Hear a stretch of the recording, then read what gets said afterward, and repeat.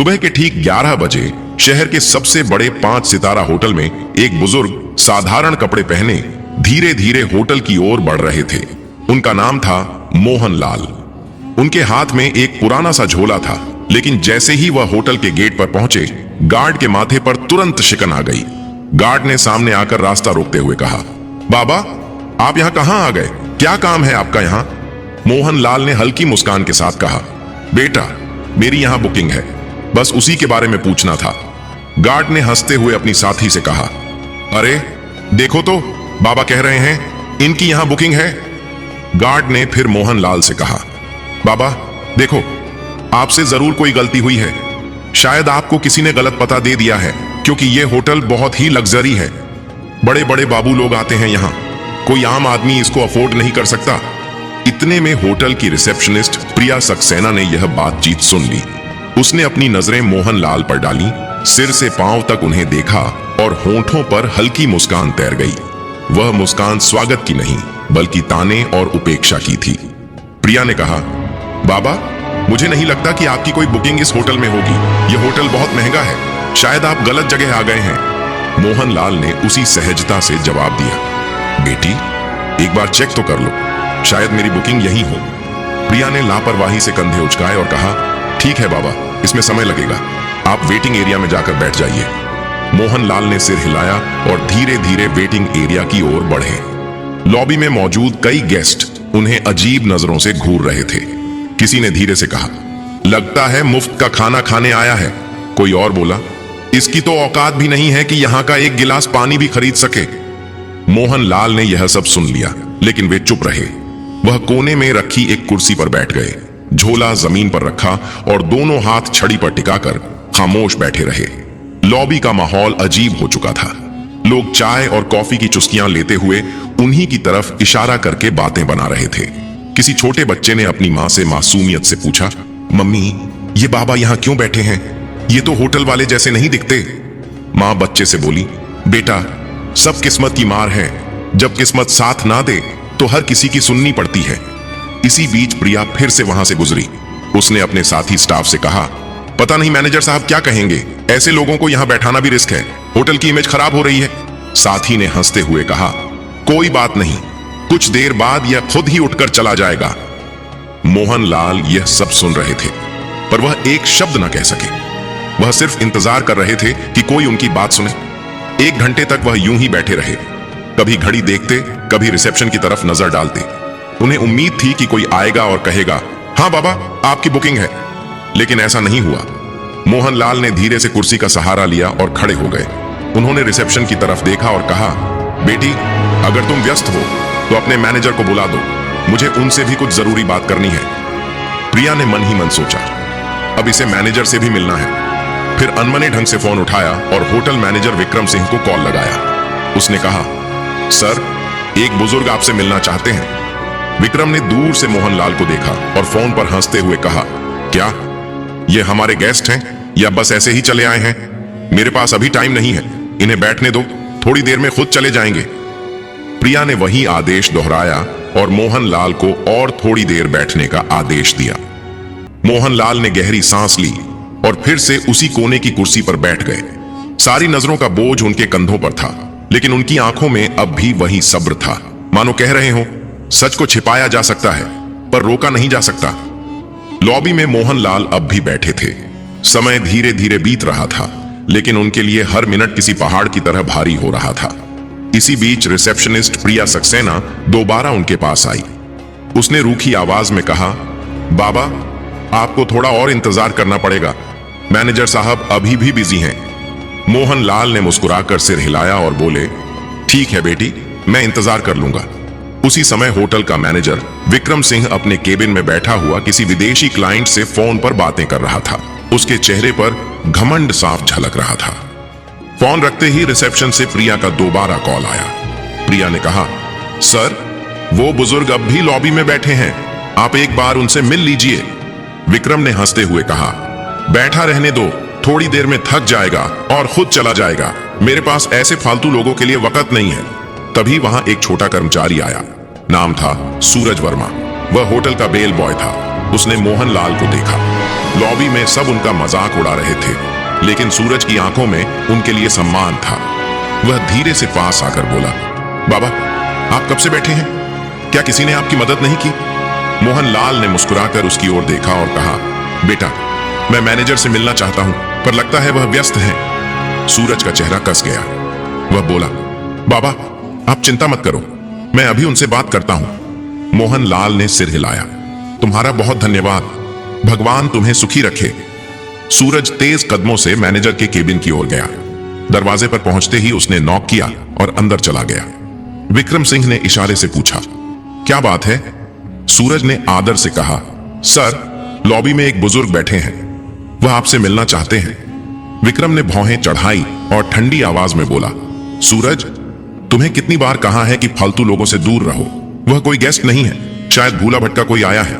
सूरज ने धीरे से कहा, लेकिन सर उन्होंने कहा है कि उन्हें आपसे जरूरी बात करनी है। विक्रम हंस पड़ा, अरे जरूरी बात? तुम्हें अंदाजा भी है यहां कितने करोड़ का कारोबार होता है और तुम मुझे ऐसे बाबा से मिलवाना चाहते हो? सूरज चुप रहा, लेकिन अंदर से दुखी था। उसने सोचा, इंसान को उसकी शक्ल देखकर कैसे ठुकराया जा सकता है? क्या बड़े पद पर बैठने से किसी को इंसानियत भूल जानी चाहिए? विक्रम ने सख्त आवाज में कहा, सूरज तुम अपना काम करो, यह मामला तुम्हारे बस का नहीं है। सूरज ने सिर झुकाया और बाहर चला आया। लॉबी में लौटते ही उसने मोहनलाल की ओर देखा। उनकी आंखों में धैर्य अब भी था। सूरज उनके पास बैठ गया और बोला, बाबा मैंने कोशिश की, लेकिन मैनेजर साहब अभी नहीं मिलना चाहते।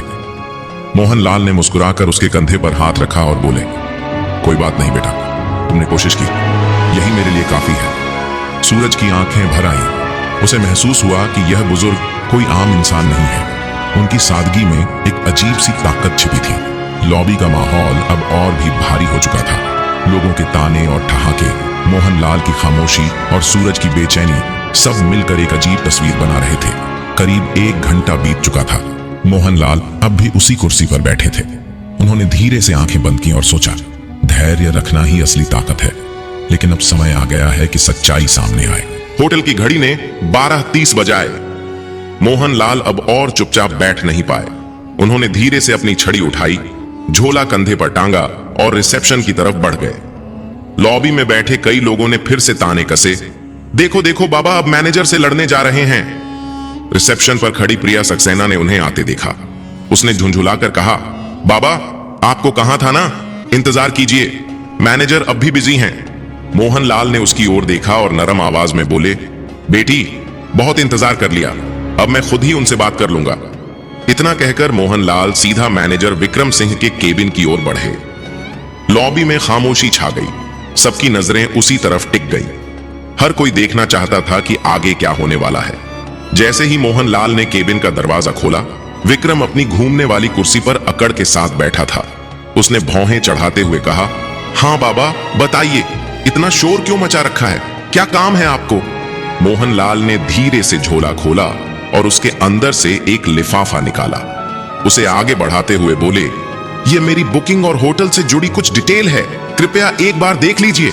विक्रम ने हंसते हुए लिफाफा हाथ में लिया, लेकिन खोले बिना ही टेबल पर पटक दिया। उसकी हंसी में अहंकार साफ झलक रहा था। उसने कहा, बाबा जब किसी इंसान की जेब में पैसे नहीं होते तो उसे बुकिंग जैसी बड़ी बड़ी बातें करना बिल्कुल बेकार है। मुझे आपके जैसे लोगों की शक्ल देखकर ही पता चल जाता है कि आपके पास कुछ नहीं है। यह होटल आपके बस का नहीं है, बेहतर होगा आप यहां से चले जाएं। मोहनलाल ने उसकी आंखों में देखा। उनकी आवाज अब गहरी और गंभीर हो चुकी थी। उन्होंने कहा, बेटा बिना देखे कैसे तय कर लिया? एक बार इन कागजों को देख तो लो, सच्चाई अक्सर वैसी नहीं होती जैसी दिखती है। विक्रम कुर्सी पर पीछे झुक गया और जोर से हंसते हुए बोला, बाबा मुझे किसी कागज को देखने की जरूरत नहीं है। मैं सालों से इस होटल को संभाल रहा हूं। लोगों की शक्ल देखकर ही पहचान लेता हूं कि किसकी क्या औकात है। आपकी शक्ल कहती है आपके पास कुछ भी नहीं है। यह सुनकर लॉबी में बैठे कुछ गेस्ट भी हंसने लगे। मोहनलाल ने गहरी सांस ली, लिफाफा टेबल पर रखा और शांत स्वर में बोले, ठीक है, जब तुम्हें यकीन नहीं है तो मैं चला जाता हूं, लेकिन याद रखना जो तुमने आज किया है उसका नतीजा तुम्हें भुगतना पड़ेगा। इतना कहकर उन्होंने दरवाजे की ओर कदम बढ़ाए। पीछे बैठे गेस्ट फुसफुसाए, वाह मैनेजर ने सही किया, ऐसे लोगों को यही सबक मिलना चाहिए। मोहनलाल होटल से बाहर निकल गए। उनकी धीमी चाल और झुकी हुई कमर ने पूरे स्टाफ के बीच एक अजीब सा सन्नाटा छोड़ दिया, लेकिन विक्रम अपनी कुर्सी पर बैठा मुस्कुराता रहा। उसके चेहरे पर गर्व और तिरस्कार का मिला जुला भाव था। इसी बीच बेल बॉय सूरज वर्मा उस लिफाफे की तरफ बढ़ा। उसने धीरे से उसे उठाया और चुपचाप अपने सर्वर कंप्यूटर की ओर चला गया। कंप्यूटर स्क्रीन पर उसने लॉगिन किया और फाइलें खोलना शुरू किया। लिफाफे में लिखी डिटेल्स के आधार पर उसने होटल का पुराना रिकॉर्ड खंगाला। कुछ ही देर में उसकी आंखें चौड़ी हो गई। स्क्रीन पर जो जानकारी थी उसने सूरज को हिलाकर रख दिया। रिकॉर्ड में साफ लिखा था, मोहनलाल होटल के 65% शेयर होल्डर संस्थापक सदस्य। सूरज की सांसें तेज हो गई। उसने फौरन प्रिंटर से रिपोर्ट निकाली। कागज हाथ में लिए वह भागता हुआ मैनेजर के केबिन में पहुंचा। अंदर विक्रम अब भी किसी क्लाइंट से फोन पर बात कर रहा था। सूरज ने धीरे से कहा, सर ये रिपोर्ट देखिए, ये वही बुजुर्ग हैं जो यहां आए थे। ये हमारे होटल के असली मालिक हैं। विक्रम ने फोन रखते हुए सूरज की तरफ देखा और भौहें चढ़ा ली। सूरज, तुम्हें कितनी बार कहा है, मुझे ऐसे लोगों की रिपोर्ट्स में दिलचस्पी नहीं है। यह सब फालतू बातें हैं। सूरज ने फिर कोशिश की, लेकिन सर यह रिपोर्ट साफ बताती है कि मोहनलाल हमारे होटल के मालिक हैं। अगर हमसे कोई गलती हो गई है तो। विक्रम ने बीच में ही बात काट दी। उसने रिपोर्ट को अपनी तरफ सरका कर देखा, फिर बिना पढ़े ही उसे वापस सूरज की ओर धकेल दिया। उसकी आवाज में अहंकार पहले से और ज्यादा था। उसने कहा, मुझे यह सब बकवास नहीं चाहिए। तुम्हें मैंने कहा है ना, अपना काम करो। यह होटल मेरी मैनेजमेंट स्किल से चलता है, किसी पुराने बाबा की दान दक्षिणा से नहीं। सूरज हैरान रह गया। उसके चेहरे पर गहरी बेचैनी थी। वह रिपोर्ट हाथ में लेकर वापस निकल गया। लॉबी में आते ही उसने मोहनलाल को याद किया। उनकी आंखों की गहराई, उनका धैर्य। उसे लगा यह मामला अब सिर्फ होटल तक सीमित नहीं है, यह इंसानियत की परीक्षा है। धीरे धीरे शाम होने लगी। गेस्ट अपने अपने कमरों में चले गए। स्टाफ अपने काम में लग गया, लेकिन सूरज के दिल में हलचल बढ़ती गई। उसे यकीन था कल का दिन इस होटल की तस्वीर बदल देगा। अगली सुबह का नजारा बिल्कुल अलग था। होटल के हर कोने में हलचल थी। स्टाफ आपस में धीरे धीरे फुसफुसा रहे थे। किसी ने कहा, कल जो बाबा आए थे शायद उनके बारे में कोई बड़ी बात है। दूसरे ने जवाब दिया, हाँ सुना है वह होटल के बड़े शेयर होल्डर हैं। यह खबर धीरे धीरे पूरे होटल में फैल चुकी थी, लेकिन किसी को अब भी भरोसा नहीं हो रहा था। सबके मन में सवाल था, क्या सच में वह बुजुर्ग इस आलीशान होटल के मालिक हो सकते हैं? 10:30 बजते ही लॉबी का माहौल अचानक बदल गया। होटल के मुख्य द्वार से वही साधारण कपड़े पहने बुजुर्ग मोहनलाल अंदर आए, लेकिन इस बार वह अकेले नहीं थे। उनके साथ एक सूट बूट पहना अधिकारी था, जिसके हाथ में काले रंग का ब्रीफकेस था। सभी की नजरें एक ही पल में उसी दिशा में टिक गईं। गार्ड, रिसेप्शनिस्ट, वेटर सब सन्नाटे में खड़े रह गए। कल जिन्हें सबने अनदेखा किया था, आज वही शख्स होटल में किसी सम्राट की तरह प्रवेश कर रहे थे। मोहनलाल ने सीधे हाथ से इशारा किया, मैनेजर को बुलाओ। आवाज में अब कोई नरमी नहीं थी, बल्कि एक आदेश की कठोरता थी। थोड़ी ही देर में विक्रम सिंह बाहर आया। उसके चेहरे पर हल्की घबराहट थी, लेकिन अहंकार अब भी बाकी था। वह आधा मुस्कुराकर बोला, जी बोलिए बाबा, आज फिर आ गए। मोहनलाल ने उसकी आंखों में देखा और ठंडी आवाज में कहा, विक्रम सिंह, मैंने कल ही कहा था तुम्हें अपने कर्मों का नतीजा भुगतना पड़ेगा। आज वह दिन आ गया है। विक्रम सकपका गया। उसने हंसी में बात टालने की कोशिश की। मोहनलाल के साथ आए अधिकारी ने ब्रीफकेस खोला, उसमें से मोटी फाइल निकाली और सबके सामने टेबल पर रख दी। उसने जोर से कहा, ये डॉक्यूमेंट साफ बताते हैं इस होटल के 65% शेयर मोहनलाल के नाम पर हैं। असल मालिक वही हैं। पूरा स्टाफ स्तब्ध रह गया। प्रिया सक्सेना के हाथ कांपने लगे। लॉबी में मौजूद गेस्ट्स ने एक दूसरे को देखा और फुसफुसाए, ये तो सच में मालिक हैं। हमसे कितनी बड़ी भूल हो गई। मोहनलाल ने अपनी छड़ी जमीन पर टिका दी। उनकी आवाज अब तेज और दृढ़ थी। विक्रम सिंह, आज से तुम इस होटल के मैनेजर नहीं रहोगे। तुम्हारी जगह अब सूरज वर्मा इस पद को संभालेगा। विक्रम गुस्से से कांपते हुए बोला, आप होते कौन हैं मुझे हटाने वाले? यह होटल मैं सालों से चला रहा हूं। मोहनलाल गरजते हुए बोले, यह होटल मैंने बनाया है। इसकी नींव मेरी मेहनत से रखी गई थी। मैं चाहूं तो तुम्हें एक पल में बाहर का रास्ता दिखा सकता हूं, पर दंड स्वरूप तुम्हें फील्ड का काम दिया जा रहा है। अब वही काम करो जो तुमने दूसरों से करवाया है। मोहनलाल ने सूरज को पास बुलाया। उन्होंने उसके कंधे पर हाथ रखते हुए कहा, तुम्हारे पास धन नहीं था, लेकिन दिल में इंसानियत थी।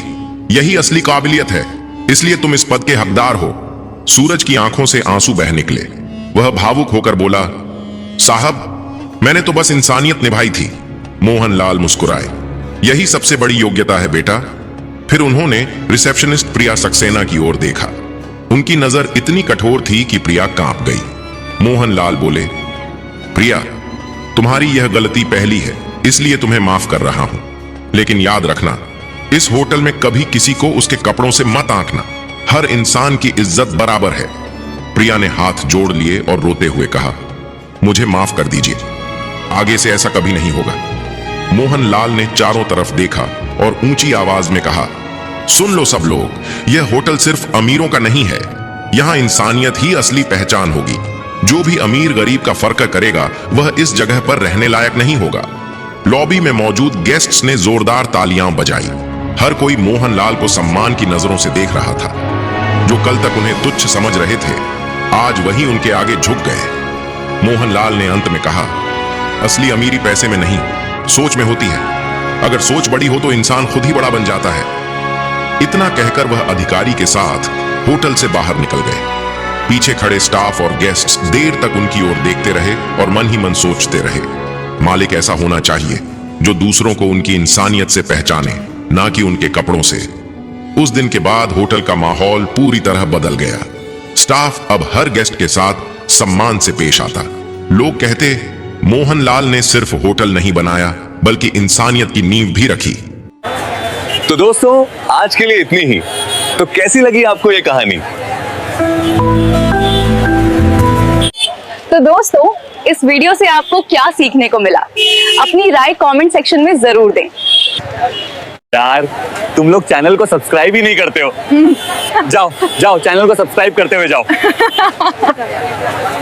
और अगर वीडियो अच्छी लगी हो तो वीडियो को एक लाइक करके और हमारे चैनल को सब्सक्राइब जरूर कर देना। तो दोस्तों, चलिए मिलते हैं एक नई कहानी के साथ। तब तक के लिए धन्यवाद।